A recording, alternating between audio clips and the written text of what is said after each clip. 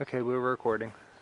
Okay, first thing you're going to want to do is adjust this to where it's just a little bit larger than the pipe. Then all we have to do is take the predator guard, which has a 2-inch hole in the bottom, set it down, adjust it for the height we want, and then simply tighten the clamp, like so.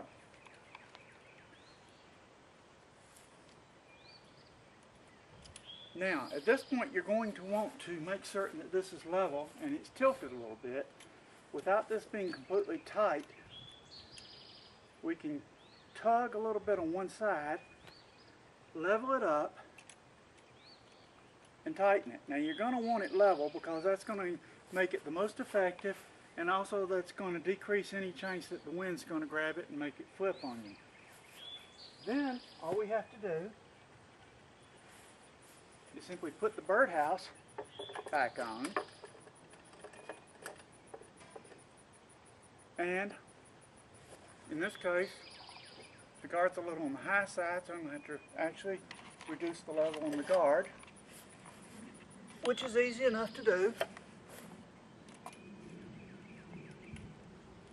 Slide it down a little more, then put the birdhouse on.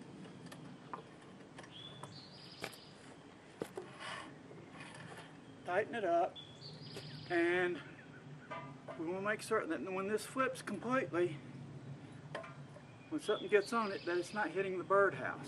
But we can actually raise it to be fairly close to this birdhouse, but this is fine, and something would have to be this tall, or a raccoon would probably come up to about here. So this should be fine for that. Now, and I'll show you, basically we have two little stuffed animals. This weighs about 2 ounces, which will be about like a chickadee or a bluebird. If it lands on there, it's no problem at all. So if we have any fledglings that come out and fall off of there, they'll be caught. This is about 8 ounces, which is going to be the weight of a young squirrel, about half of the weight of a large squirrel, which can be a pound and a half. Put that on, then it just goes ahead and immediately dumps it right back off again. So even if you have a squirrel that jumps on here, like from here, jumps on, he's still going to get thrown off. Now I'm going to show an installation on a martin house. Now martin houses do not work very well with the Kingston guard, because if you mount a Kingston guard up here, it's 4 feet long and ends up dropping down below where you are able to release it to allow these sections to slide in and out. And if we were in this particular case to try to slide it down, the Kingston guard would slide down here and get hung up on the railing or the next one of these. And so that's a great difficulty. Since this only has a couple of inches of depth, counting the mounting part of it, then it works very, very well with martin houses. I'll show how easy it is to put on one of these.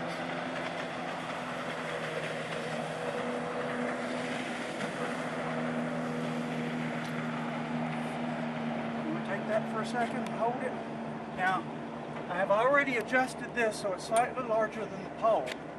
So I can simply take this, put it on the pole, slide it up. You can now take and put the martin house right back in here.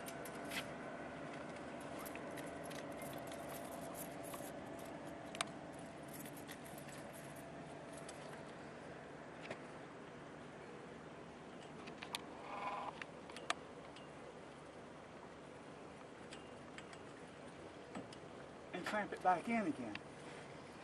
Actually, in this case, we're going to want to run the martin house down, find a spot fairly close to the martin house where it's not going to hit the martin house when we flip it. You want to hand me that? Simply take this,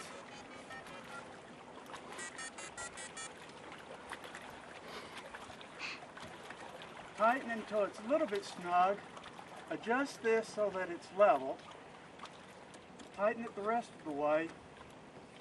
Then we can go ahead and move the Martin house up to where it's supposed to be.